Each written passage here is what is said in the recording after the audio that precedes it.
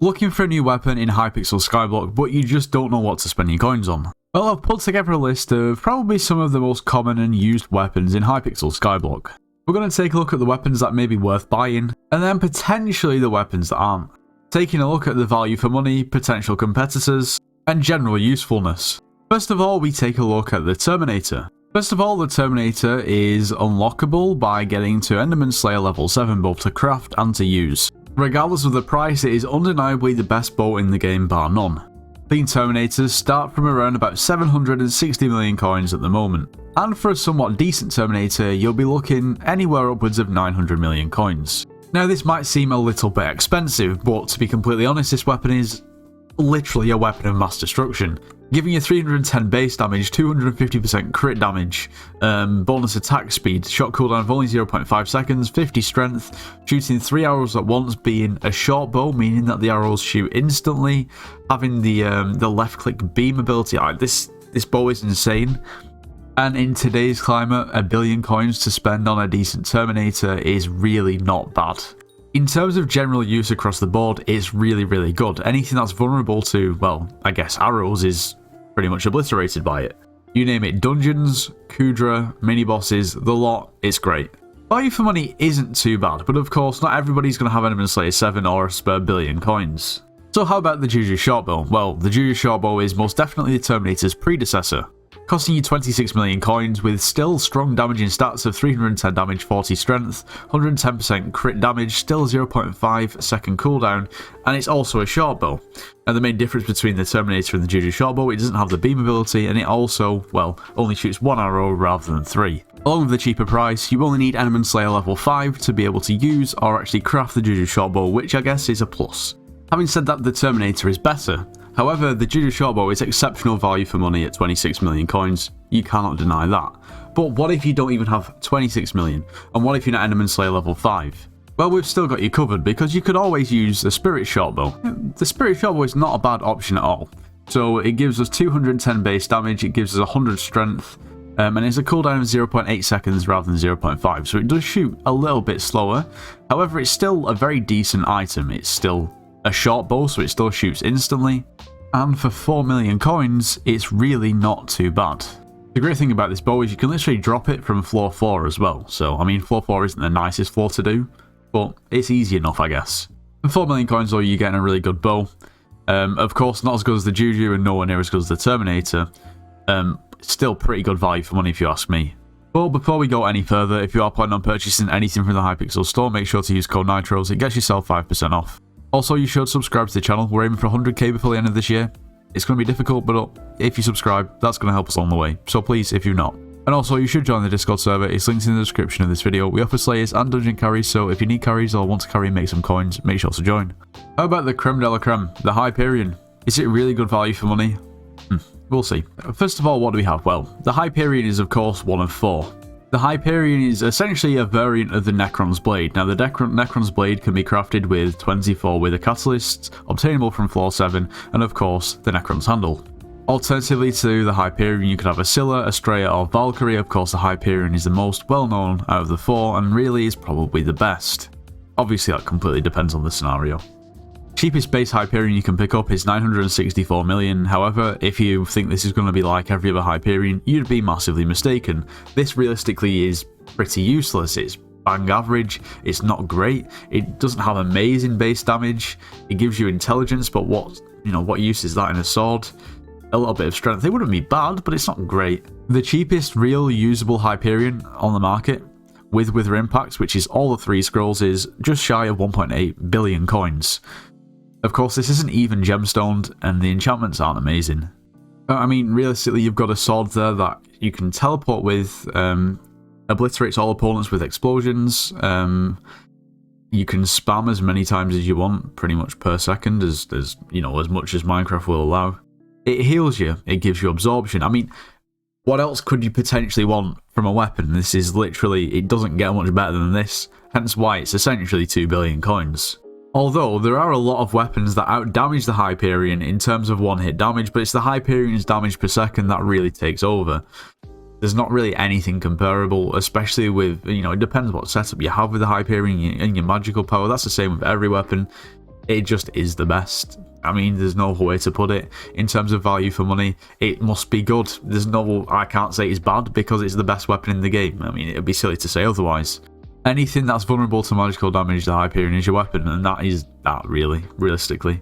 But not everybody has 2 billion coins to throw around on what is the best weapon. However, it's still 2 billion coins. So, how about something like a Midas Staff? The Midas Staff is an interesting weapon, only obtainable from the Darker Auction when Scorpius is in office. Now, because this weapon is only obtainable via auction, basically, of course, whoever is in the auction and bidding dictates the price. Any Midas Staff over 100 million coins paid for it in the first place gains maximum buffs. So you see these Midas Staffs here with 30 odd mil paid, they're not really any good. I mean, sure, they won't be bad, but you're not really getting the most out of your weapon that you possibly can. The cheapest 100 mil Midas Staff is 360 million coins, and this is pretty much completely clean. A somewhat decent Midas Staff here will set you back around about 370 mil. The Midas Staff is incredible. It's a really, really good weapon. It is probably up there with maybe one of the highest one-hit damaging weapons in the game, although there is a cooldown of 1 second every time you actually right-click. That's why it's just not as good as the Hyperion, and that's why it's cheaper. It does more one-hit damage, but the DPS is nowhere near the Hyperion's. Having said that, having used this weapon a lot recently on my Iron Man profile, this weapon is insane. It's really good. It just is. I mean, it's the best. It is 100% the best runner-up.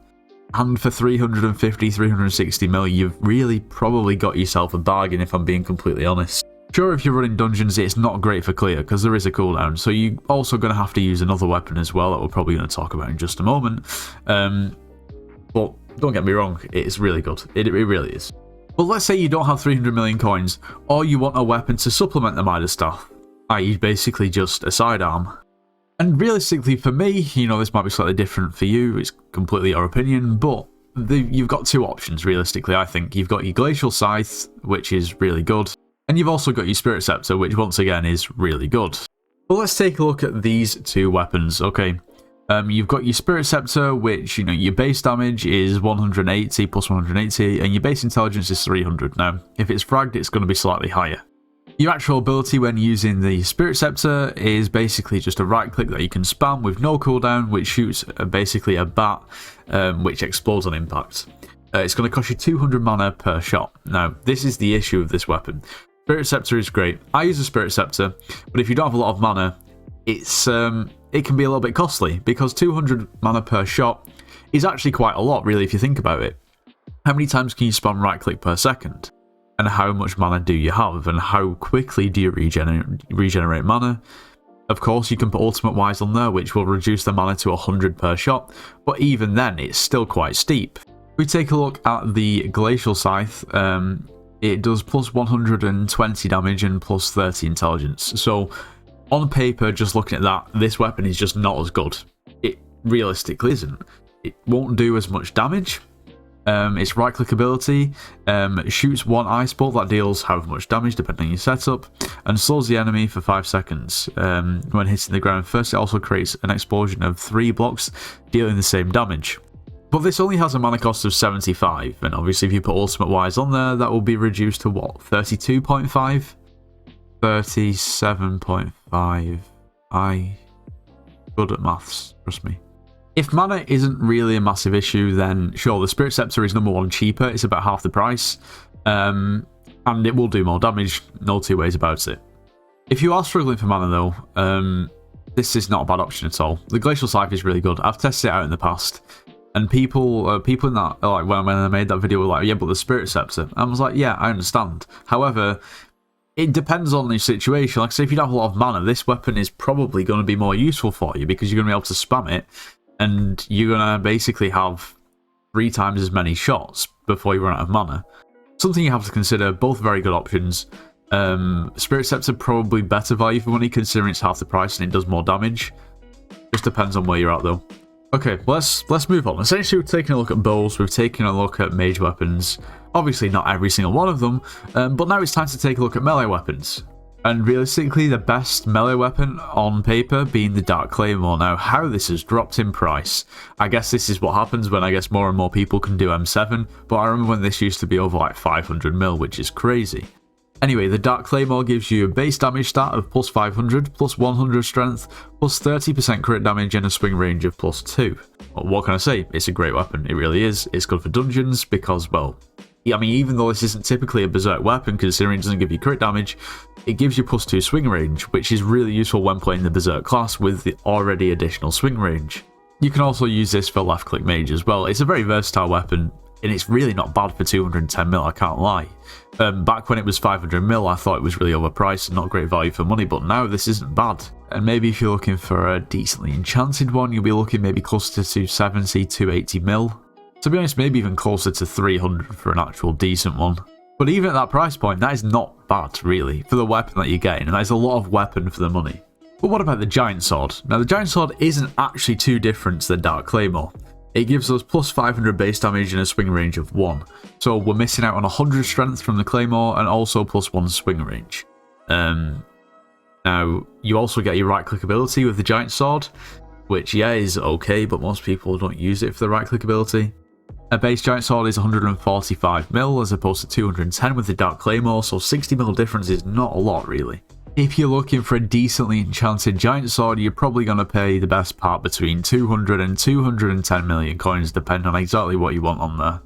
Meaning that essentially the difference in price between a usable Claymore and a usable Giant Sword is less than 100 million coins.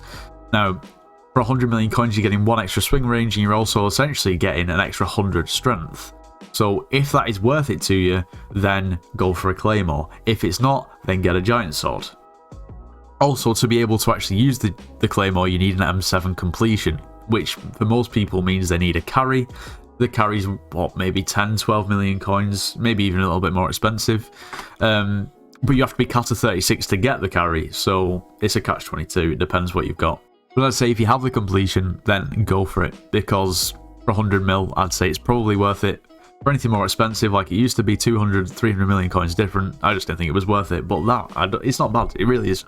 Okay, now going a little bit further down the food chain, we're moving on to slightly lesser weapons, but still very, very good weapons for melee anyway. Taking a look at the Shadow Fury here. Shadow Fury is going to give us a base 300 damage, 130 strength, and 30% crit damage with an extra 30 speed. Its right click ability is pretty useful too. Rapidly teleports you to up to 5 enemies within 12 blocks, routing each of them, allowing you to hit them. 15-second cooldown. Not a bad ability, especially for dungeons. The Shadow Fury can be fragged, and then the stats will be increased a little bit as well. Base Shadow Fury is 50 million coins, and then a decent Shadow Fury is probably going to set you back the best part of 80 to 90 mil, which really for the weapon is not bad. This is a good weapon, don't get me wrong, you're not going to deal as much damage with the Giant Sword, however this is a good weapon. Next up we take a look at the Felthorn Reaper. Now this weapon is going to give us a base 275 damage, 115% crit damage, and a swing range of +1. Its right click ability, slash in a huge arc, dealing 135% melee damage to all enemies. Charges 5 and on a 4-second cooldown. Deals +1% damage for every 1% of missing health on the target. Okay, so in terms of straight up stats, maybe your damage is not going to be quite as good as the Shadow Fury, it's going to be ever so slightly worse. You've got an extra +1 swing range, and the ability on this, especially for dungeons, clearing in dungeons, is invaluable. It is so good, it is ridiculously good. Also, it's going to be good against mini bosses, because I guess the more health you take from the boss, I mean the more damage you're going to deal, which is a win-win. And it's 43 million coins for a base Felthorn Reaper, which is cheaper than Shadow Fury. For a decent Felthorn Reaper, you're probably looking at around about 65 to 70 million coins, which, honestly, is not that bad. I mean, it's good value for money. This weapon is good, it really is. But if you just don't have the coins for either of those weapons, there is always an alternative. The good old trusty Livid Dagger. You cannot go wrong with a Livid Dagger, especially early game. This weapon, I don't know, it just brings back memories. Its base stats, plus 210 damage, plus 60 strength, plus 100% crit chance, plus 50% crit damage, plus 50% bonus attack speed. Right click ability, throw your dagger at an enemy. Your critical hits deal 100% more damage if you hit behind your target. And sure, its right click ability isn't amazing, and its other ability is not always massively consistent. And yeah, most people already have 100% crit chance and probably already have the bonus attack speed sorted out as well.